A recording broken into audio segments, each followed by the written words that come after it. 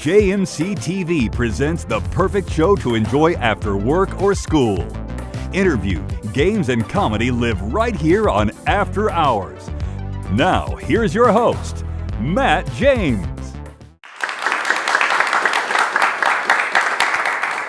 Good evening, Herd. Welcome back to After Hours, the only show where you can get campus news, questionable life advice, and a reminder that, yes, your assignment is still due at 11:59. I want to thank our great studio audience who's here with us today. We have a really special guest, but before we get to that, I don't know if everyone is aware, but last year, this show actually received an award from the Intercollegiate Broadcasting System for Best Comedy Show in the country.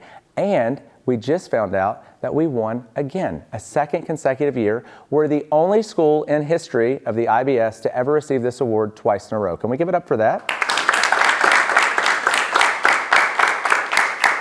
But what we can't give it up for, though, is budget cuts. So let me just show you. We love a small trophy. This was last year's trophy, and this was this year's trophy. Like, what happened? But we are so thankful, and we would love to see a third, even if it's this tall. So we're really proud of our awards here. We're also proud of our staff. So one of our co-executive producers, I know he's not as comfortable in front of the camera as he is behind the camera, but we want to congratulate Jimmy John Jacobs. He was recently elected Student Body Vice President, and he's here with our new Student Body President, Alyssa Davis. So guys, come on out. So I just wanted to give you guys a quick little bit of airtime, and I just want to ask you if you will go ahead and commit to being future guests on this show. Oh, I mean, for sure. why not? Yeah, we'll have a lot of fun with you. Let's give it up one more time for your new student leaders. Thanks for being here. So recently I experienced a job transition. I'm still in the Marshall family, but I've left the alumni relations team and I'm now working for the Marshall Health Network. And so I oversee all the philanthropic operations for our hospital system at Cabell Huntington Hospital, St. Mary's Medical Center, our Children's Hospital, the Hoops Children's Hospital, and Rivers Health in Point Pleasant. But I still get to stay connected with campus by being here, for example, and working with our incredible journalism students. This new job actually gives me a lot more time to spend with my daughter. She's 4 now. She's 4 going on 13. So I'm dealing with basically a little bit of a brat, but she's a cute brat. Now I want to remind you all, this is what she looked like 2 years ago.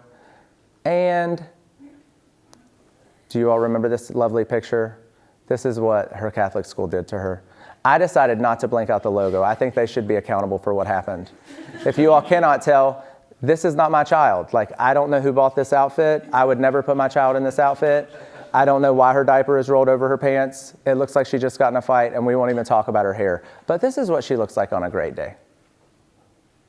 Oh, that's all I needed to hear. That's all I needed to hear. Also, my new favorite story, we're in our Barbie era. So if I want to get anything done at home or really just to have some peace and quiet sometimes, I have to bribe her with a Barbie. So I took her to Target 2 weeks ago. We're going through the aisle. She picks out the nurse Barbie. I thought that was cool, right? These are the professional Barbies. We get in the car, we're riding home. I don't open it just yet because if you're not familiar, they package these things like literally like they're in a bank safe now. It takes an hour to open them. So she's just staring at this Barbie and she says to me, "Daddy, I think I could be a nurse one day." And I said, "Sailor, that's awesome. I think it'd be great if you became a nurse." Then about a minute later, she said, "Daddy, I don't know that I want to be a nurse. Being a nurse is hard. I think I just want to be a teacher." So I also think being a teacher would be a little bit hard. That's also where our studio audience could have laughed. Thank you, appreciate that. Now listen, big night tonight, huge, massive, the kind of night where you actually consider wearing something other than sweatpants to class tomorrow, because tonight we've got a very special guest, the president of Marshall University, Brad D. Smith. Let's give it up for him.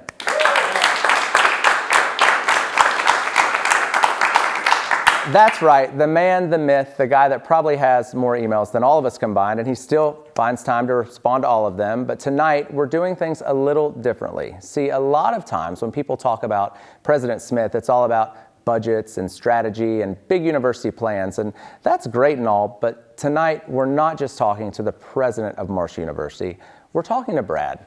We want to know who he is when the meetings are over, what his time as a student was like here at Marshall, hear about his resiliency, his leadership skills, his connection with students, and maybe some personal reflection, because at the end of the day, behind every title is a person. And tonight, we're getting to know that person behind the title. Now, don't get me wrong, we might still sneak in a few Marshall questions. We might have a few birthday surprises. I mean, I have to try to at least get one assignment canceled for everybody in the audience, right? But really, this is all about pulling back the curtain a little bit and showing a side of President Smith that we don't always get to see. So stick around, because after the break, I'll be sitting down with none other than Brad D. Smith, not just the president, but the person. Don't go anywhere, it's After Hours. So we are super excited about today's guest. We all know about his successful business background. We all know that he's the amazing 38th president of Marshall University. But today, we just want to get to know Brad from Canova. He's Elisa's boyfriend, he's Devin and Peyton's dad, and he's also one of my good friends. Today just happens to be his birthday. So let's give a warm After Hours welcome to President Brad Smith.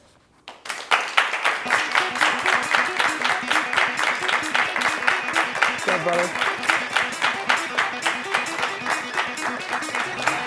What's up, Brad? Thanks for being here. Good to see you. It's good to see you too, man. Happy birthday. Well, thank you. Yeah, I'm we're gonna getting get you. Yeah, we're gonna get you mic'd up, and then we'll hit the road. Sounds good. Brad, thanks again for being here. We're so excited to have you. I don't know if you know this, but you are in the presence of greatness with our After Hours student production team. They are the two-time reigning, and we have our tiny trophies to prove it, the two-time reigning best show in the country from the Collegiate Broadcasting System.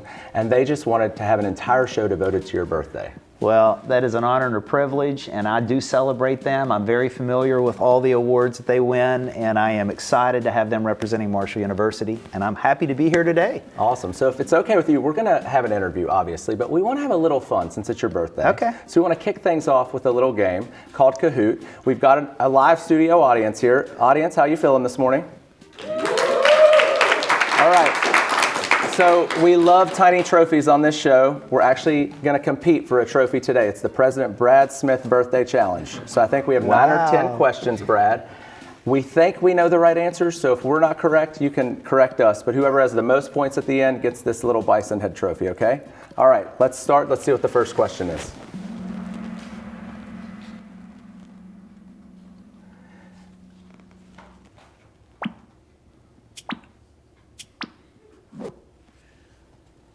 When is Brad's birthday? April 3rd, April 18th, April 8th, or April 6th?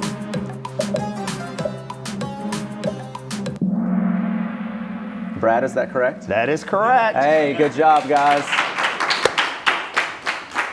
I'll just say the best were born in April. My birthday's on the 18th, so if you guessed that, that's okay. And All right. April 18th is my wedding anniversary. That's correct. Let's go on to the next question. What is Brad's favorite rock band? Now, we're guessing on this one. Here's a hint. He's also performed as a cover of this band. Is it Kiss, Aerosmith, AC/DC, or Led Zeppelin? Is it Kiss, Brad? It is. In fact, Gene Simmons came to my retirement party at Intuit, so it's all awesome. good. All right. It looks like Connor, our lame duck student body president, who we love, is in the lead. Let's see what the next question is. All right, who did Brad dress up for from Kiss? It's a little tougher. Is it Peter Criss, Paul Stanley, Ace Frehley, or Gene Simmons?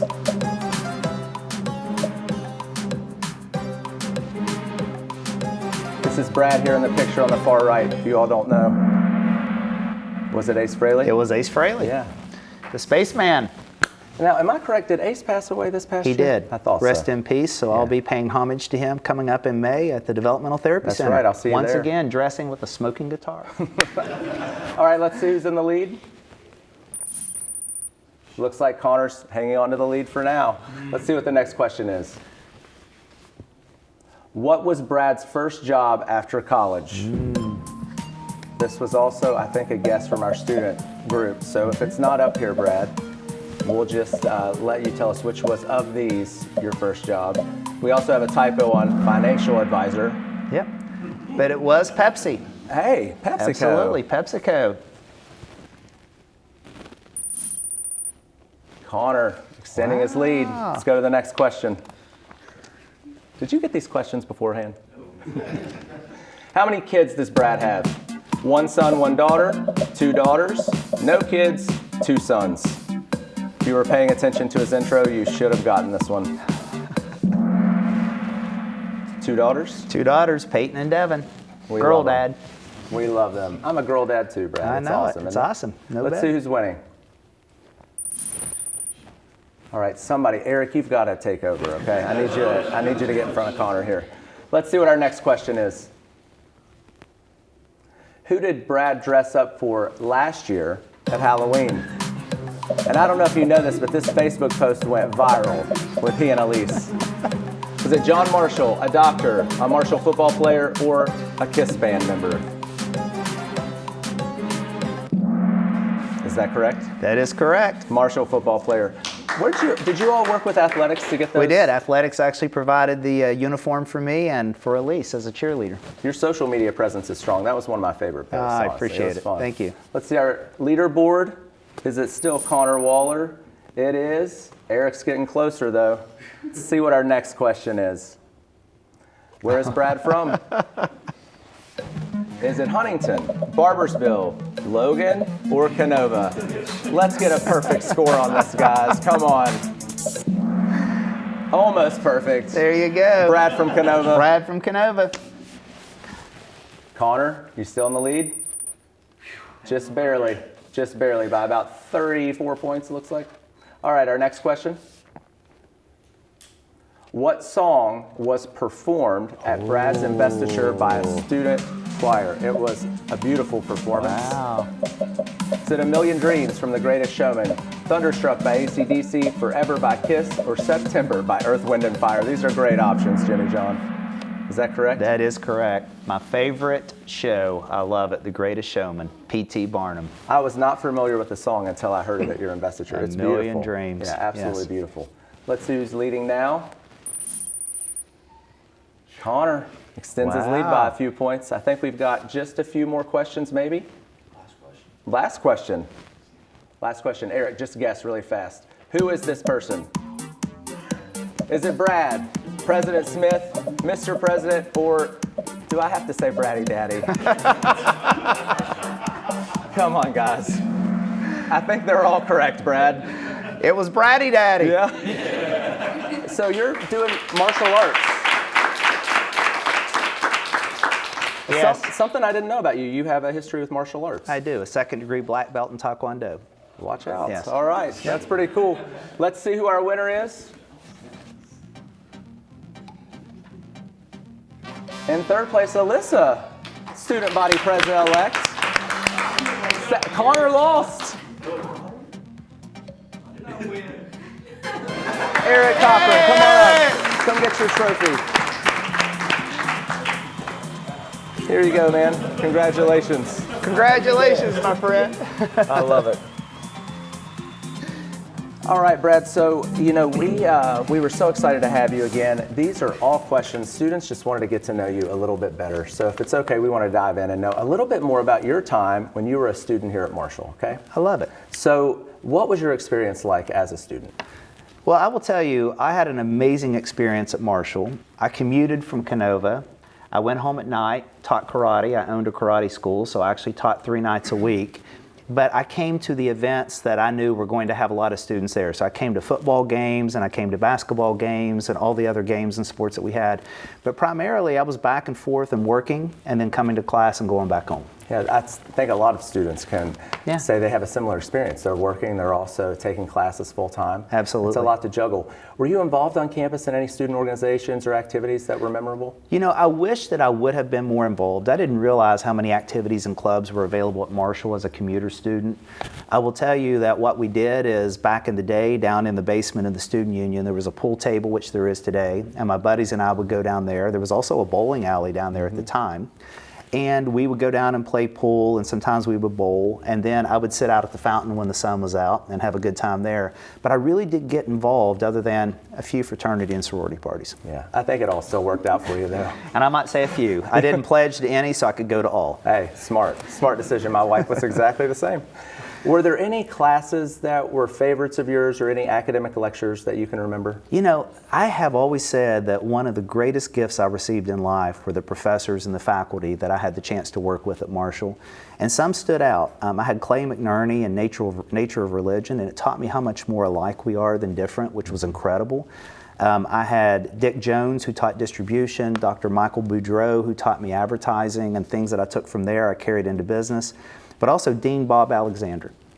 He was the reason why my life turned out as it did. I was heading home at the end of a semester my senior year. I was going to work my shift as a lifeguard at Dreamland Pool. And he called and said, "Where are you?" I said, "I'm about to go to my first shift." And he said, "You need to get a sport coat and get up here. Pepsi's on campus. There's a career fair today." And I said, "I didn't even know." He said, "Because you never read the bulletin boards." So I grabbed a sport coat out of my dad's closet because I didn't own one. I got back up here, I interviewed, and the rest was history. And so they truly did shape my life. That's awesome. It was incredible. Dean Alexander, he's an icon, he's amazing. right? Yeah. And I often say our faculty, it's the people that make Marshall so special, so it's awesome to hear you say that. Oh, yeah. Obviously, you said if you could have been more involved on campus, you would have done that differently. Anything else, if you could go back, that you would have done differently when you were a student? I wish that I would have had the opportunity to be a part of student government. I never realized how great of an impact they have on shaping the culture, not only of our campus, but also the state and this region. And the students are incredible. And so when we now have the 5 families, our shared governance process, and I meet with Connor and Alyssa, and now it'll be Alyssa and Jimmy John, they help shape not only the policies for the campus, but the way we want to make decisions. And I love that. It was leadership that I never had the chance to be a part of that I really regret not being a part of. Yeah, well, your approach with our students, and I'm not just saying this, but they say this, their access to you is incredible.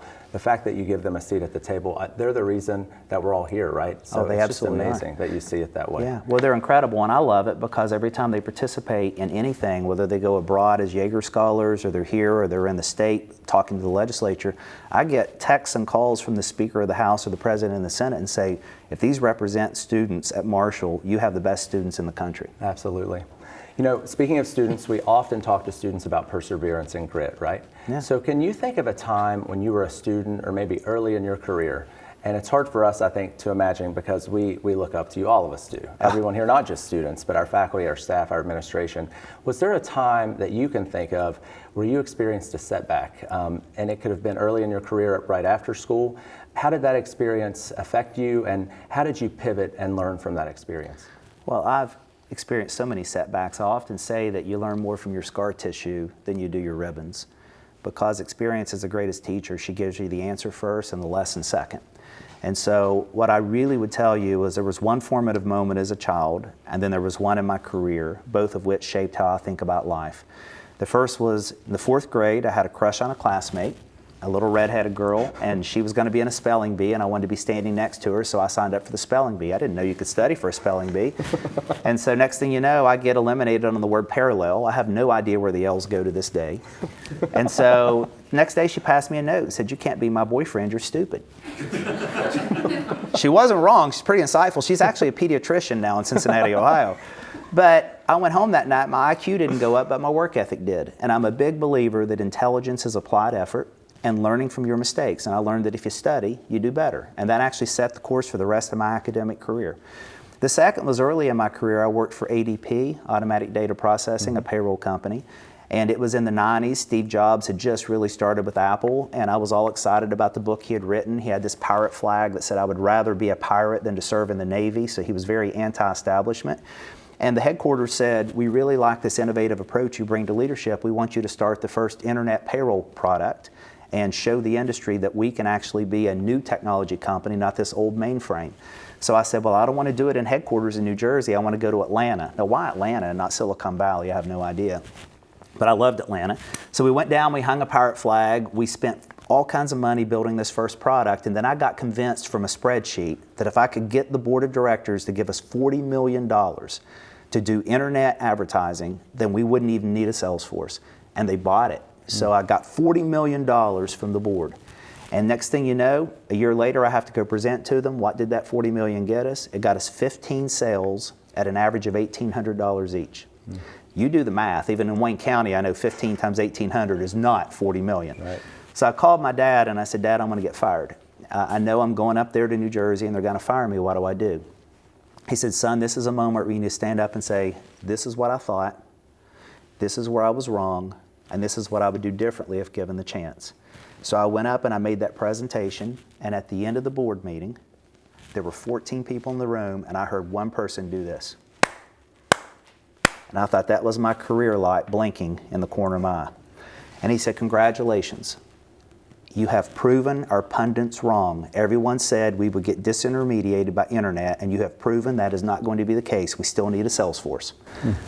I said, well, there's an optimistic look at this. Yeah. And the second thing he said is, we have made a $40 million investment in you, and in return, you have given us the first internet payroll product that our sales force can now sell, so we're first to market. And then the third is, we want you to go and make a bunch of new mistakes. Just don't make this mistake again. And then they promoted me. I could not believe it. They promoted me to Chief Marketing Officer for the company. And so what did I learn from that particular situation? One is the opportunity to stand up and be accountable for your mistakes, but share the lessons learned and say that I would do it differently. And the second is to fail forward. You're not always going to get it right. My mom's told me since I was a kid that I'm made entirely of flaws, but I'm stitched together with good intentions. And so be okay being imperfect. Just know that every day if you wake up, if you're better than you were yesterday, you're making progress. That's an incredible story, an incredible lesson for our students too, to take accountability. You know, sometimes there's blessings in disguise. Well, I have written a LinkedIn article. I've written 108 of them on LinkedIn about my leadership lessons, and most of them are about that. And this one's one that's the most read. It's called My $40 Million Mistake. Wow. And I wish others, didn't have to make $40 million mistakes, but I sure did. Yeah, awesome story. Thanks for sharing that. Of course. I think this is a great time for us to take a quick break. We'll be right back with President Brad Smith. Great.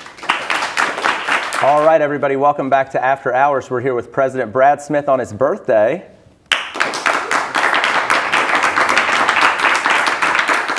So, Brad, we just talked about your past, your experience at Marshall. Want to throw a few rapid-fire questions at you, if that's okay? Sure. All right.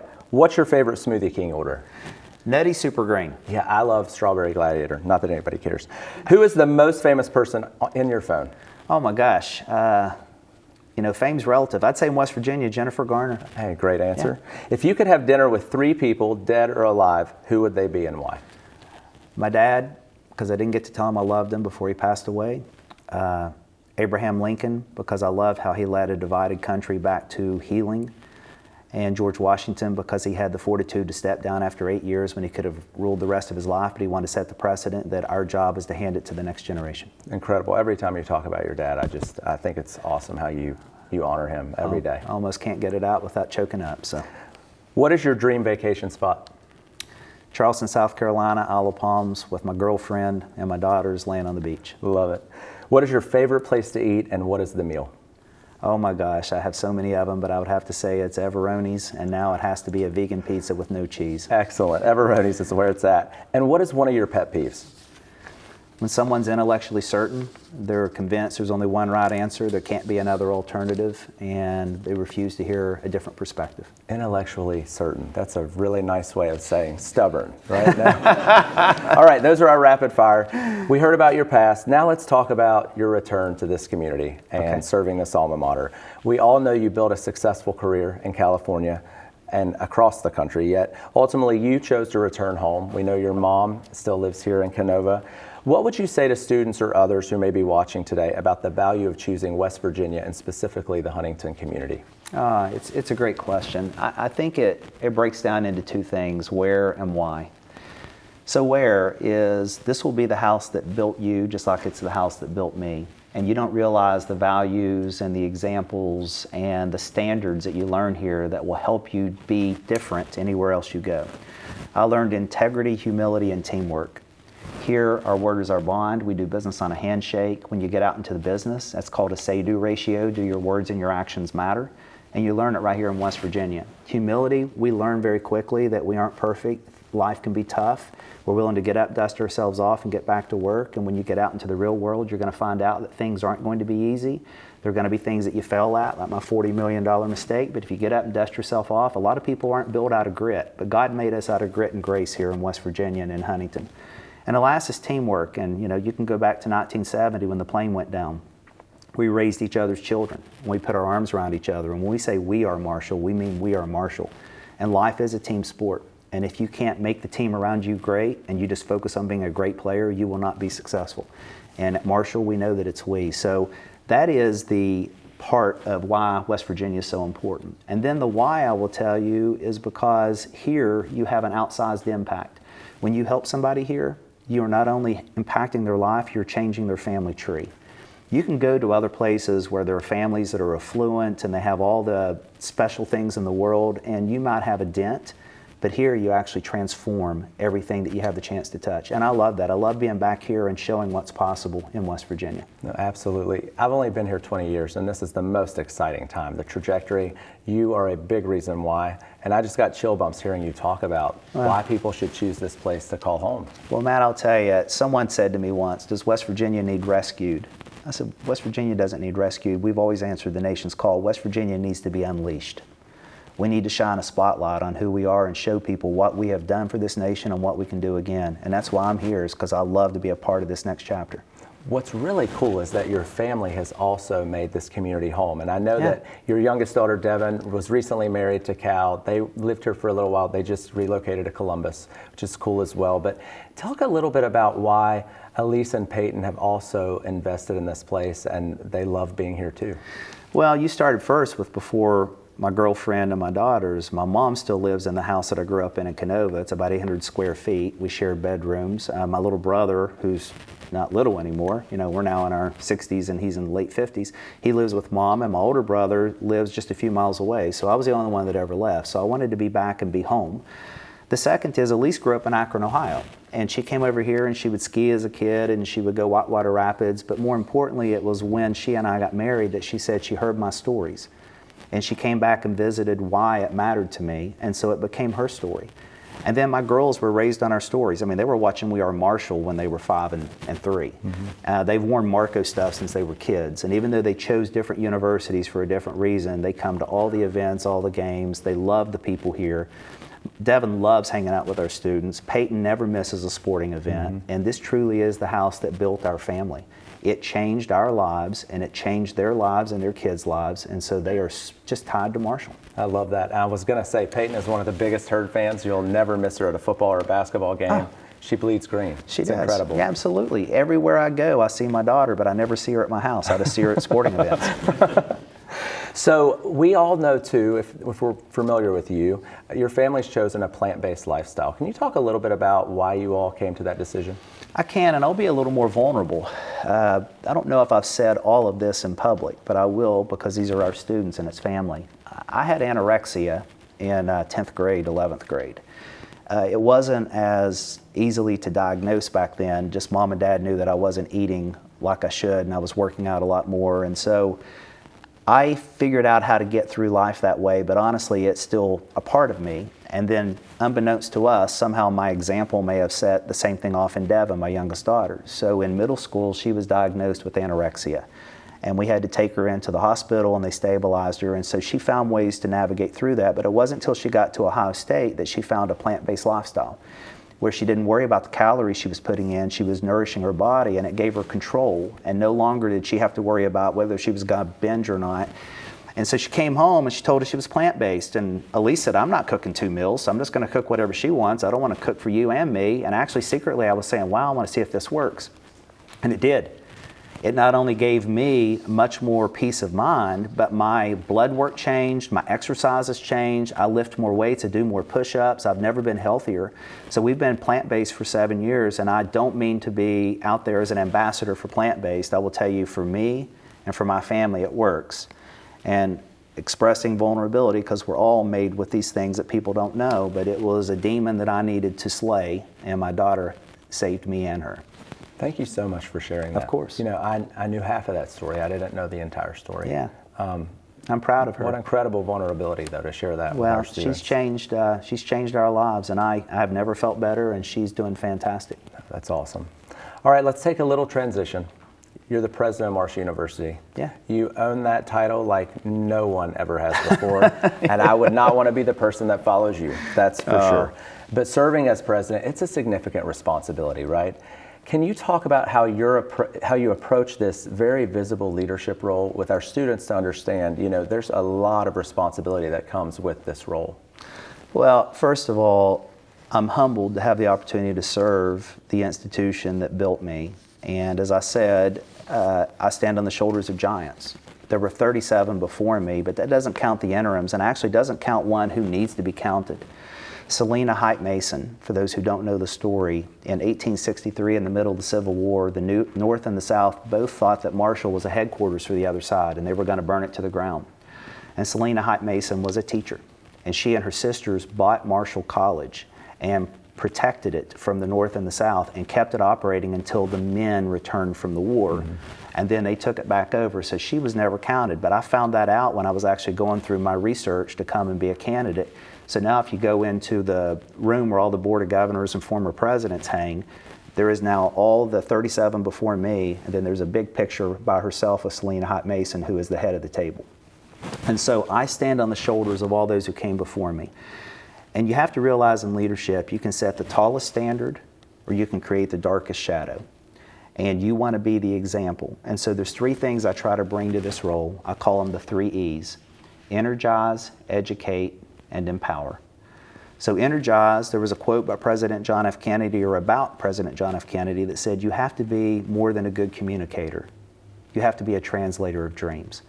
So my hope in this role is to inspire everyone to dream bigger and to show the world what Marshall University is capable of doing. And then educate is the opportunity to share any of the experiences, the mistakes, the vulnerabilities, the wisdom, anything I've accumulated in life with the next generation. And then empower is shared governance. We have the 5 families. We collectively are Marshall. So the next time another president serves, we now have a shared governance charter. It's like a constitution that says this is how Marshall University will operate from this day forward.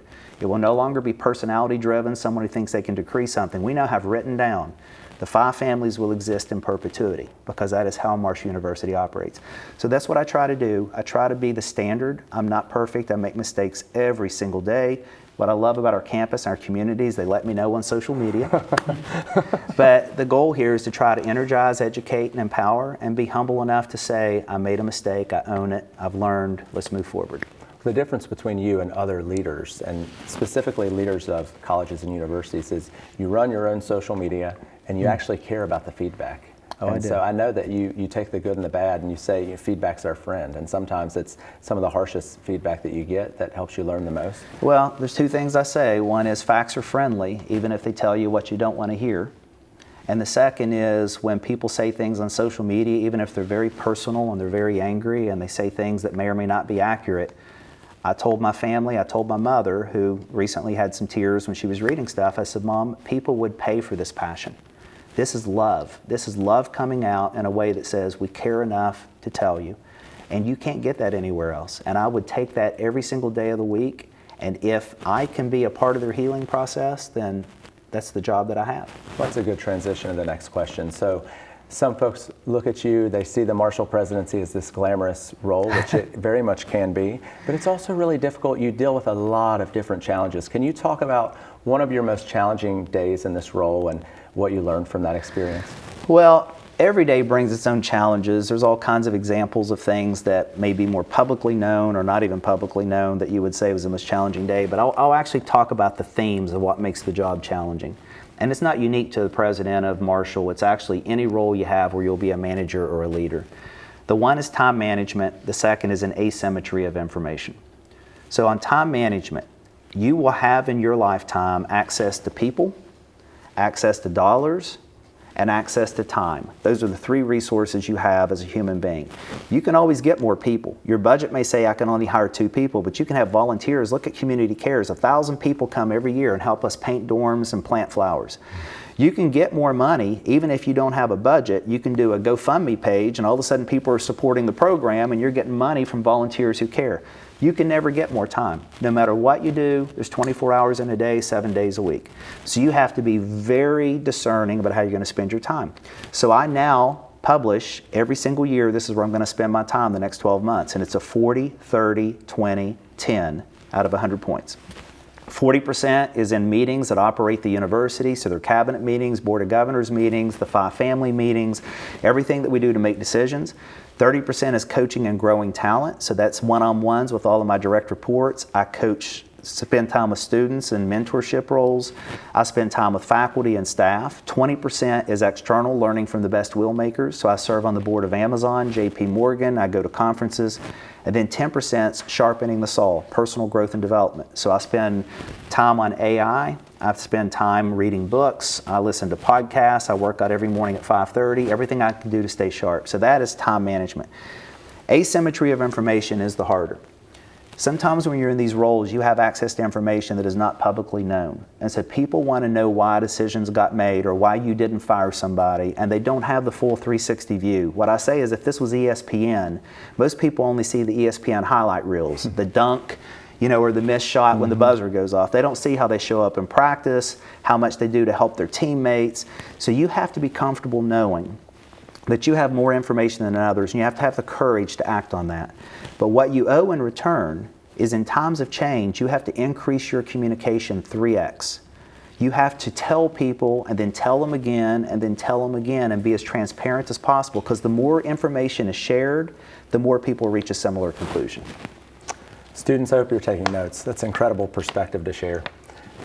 You love our students. I'm sure that this next question you could give plenty of examples, but is there one student story or experience with a student that has particularly stood out to you? There are so many. They are the reason why I'm home.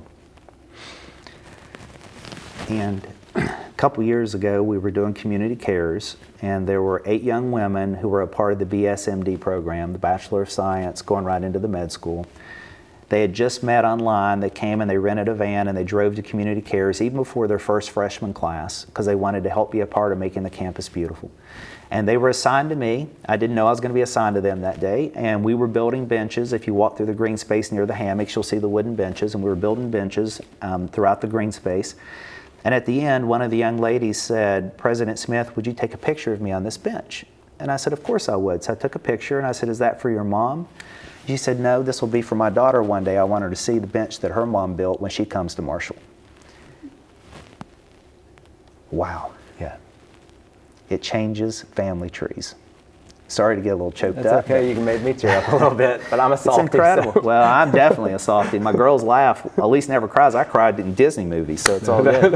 Talk about changing family trees. That's awesome. Right. And see, you can be a karate, you can be a black belt, and cry. Those two things go together.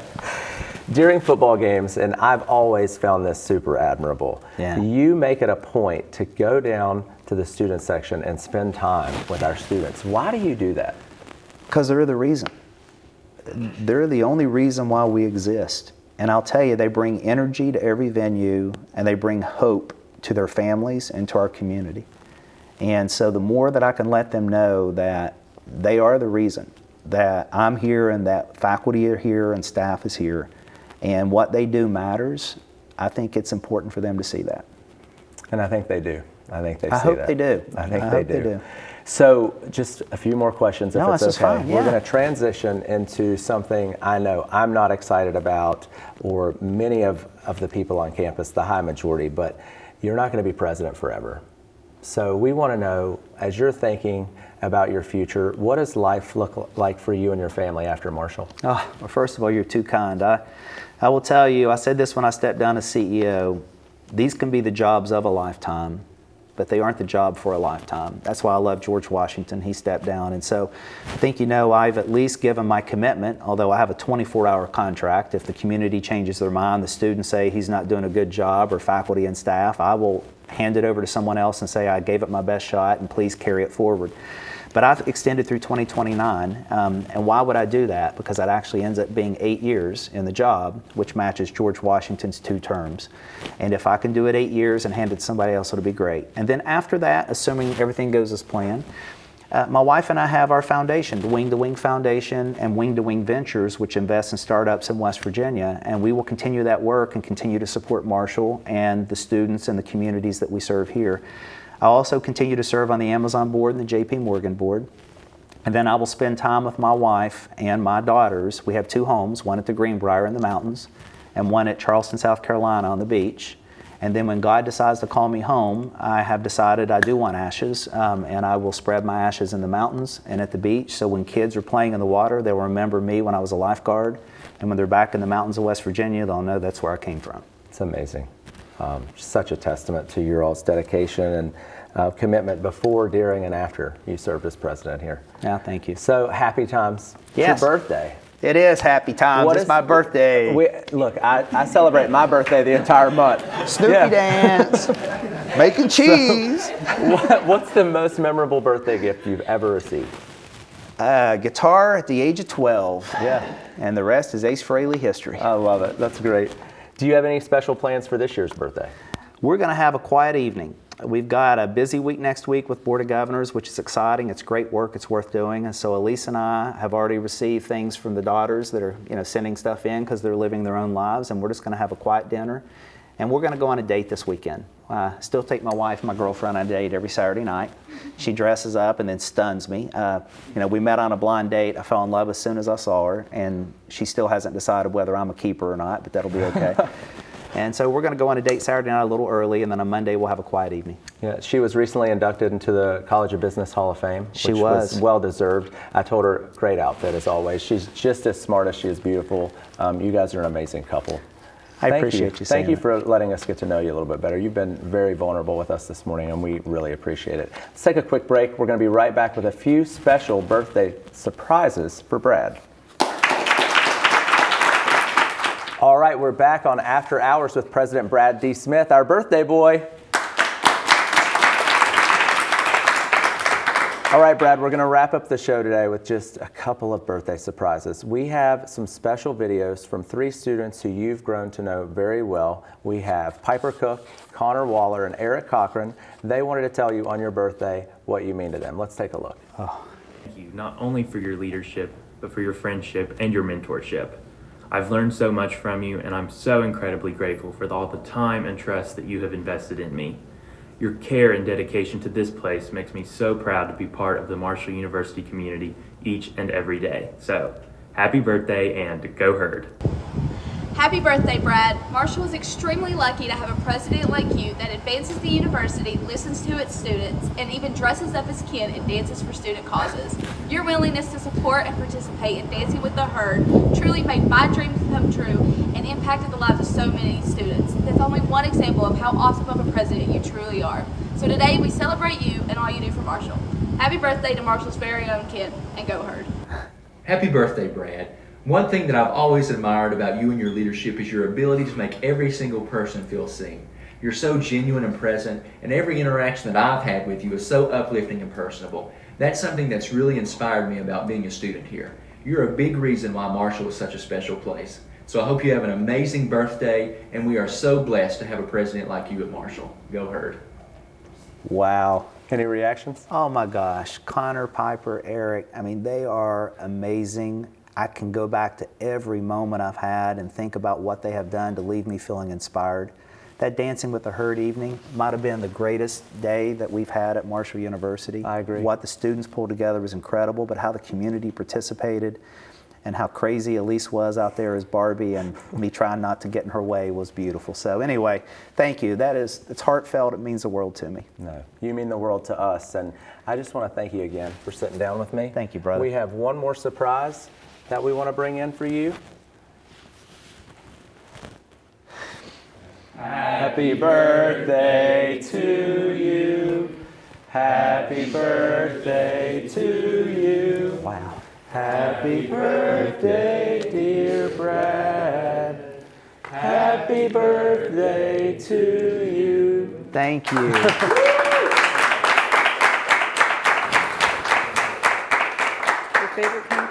I love it. Thank you. Let's give it up one more time for President Brad Smith and our First Lady, Elise Smith. What a great way. Hey, we got tears again, guys. What a great way to wrap up the show. Elise, we also just reminded everyone you were recently inducted into our College of Business Hall of Fame. Well deserved. Thank you. And we love you guys. So thank you. One last time, happy birthday to Brad. Thank you all for joining us, and we'll see you on the next After Hours. Go Herd. Go Herd. Wow. Awesome.